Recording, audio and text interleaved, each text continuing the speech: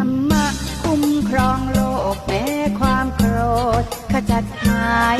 สัจธรรมคุ้มครองใจใครฝักใฝ่สุขชีวาวัดดอยเทพนิมิตยังจำติดและตรึง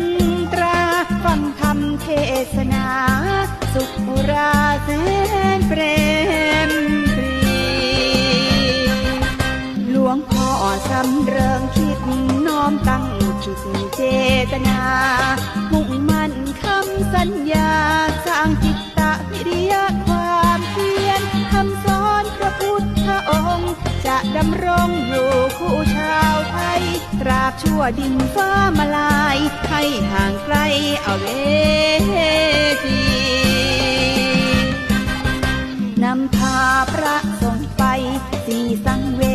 ยสถานสืบสารตามตำนานที่กล่าวขานกันนานมาศึกษาพุทธประวัติ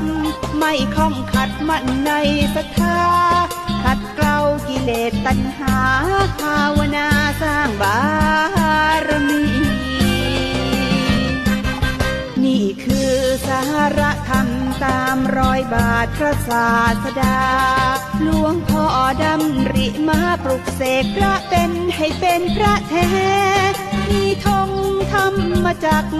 สะบัดชัยไกลกังวานให้โลกได้กล่าวขานจาริกธรรม